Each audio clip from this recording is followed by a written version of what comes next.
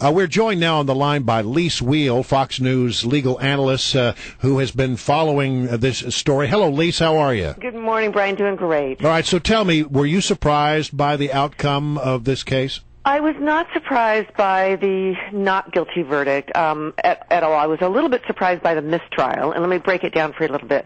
I wasn't surprised by the one count of not guilty because the government really had a very difficult burden here. They had to show that Edwards knew, had the intent that this money was a campaign fund rather than just a gift. And when Buddy Mellon had paid gift taxes on the money that she gave to the campaign or gave to Edwards, that's a really hard argument to make. I was, though, surprised by the mistrial after that. The judge basically said, okay, look, you're never going to come to an agreement. I'm going to declare a mistrial. Mistrials, though, are usually held for things like prosecutorial misconduct, or witness tampering or something like that, where the prosecution really bungles something. So I kind of was surprised that the judge didn't just say, hey, take a long weekend off, come back on Monday, and let's go for another couple of days. All right, so I guess the other thing I want to ask you is, do you think that the prosecutors will try to revive this case somehow and come at it again? I mean, the indication you're reading out there is that they have decided they probably won't. My guess is they probably won't. It was a very difficult case, a case of first impression, meaning they never tried to bring a case like this in campaign finance law where they go after not the candidate, him or herself, but a third party. That's never been done. That, A, and B, this case cost a lot of money. Mm-hmm. A lot of people thought maybe it should never been brought to begin with. So my guess is with this kind of verdict, they'll just let it go. See, I've heard that from most people. I mean, most people who looked at this, legal experts have said, this is going to be really tough for them to go after. So why did they decide to do that? Were they trying to make an example out of John Edwards in this particular case? In the first place, you mean? Yeah. Perhaps, and also because maybe, and I've got to believe this as a former prosecutor, I have to believe it, you cannot bring a case as a prosecutor unless you truly believe that the person committed a crime. But that doesn't always mean you can prove it. And that's probably the worst thing about being a prosecutor is that, you've got the bad guy or the bad guy or gal, and they did something, but you don't have enough evidence. And I think that's what happened here. This is an intent crime. You have to show intent.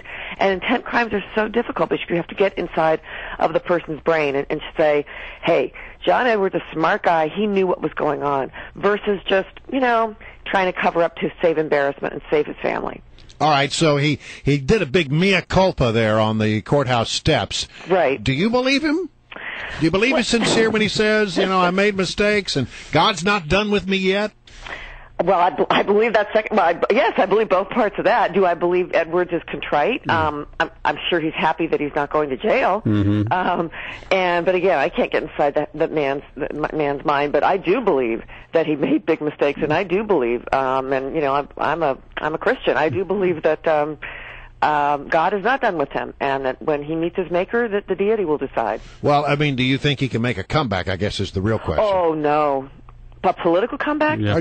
Or a more public face. Can he come back in a public way, even if he doesn't run for office?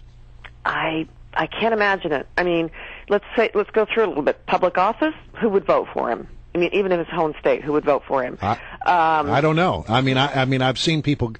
We have Marion Barry as an example here in the District of Columbia. True, you do have examples. Maybe, could he get a reality show or something like that? Who would watch it? I mean, I wouldn't. I wouldn't want to, just me personally, now I'm taking my legal hat off of this for a second, I wouldn't want to support this man in any way by watching him, by buying his book, by, doing anything like that, by voting for him if I was in his district. Absolutely not. He's not criminally responsible, I guess. That's what the jury decided. I got it, and that's where we have a wonderful jury system. We had a governor of New York, though, who came back and got his own TV show. Yeah, stranger things have happened.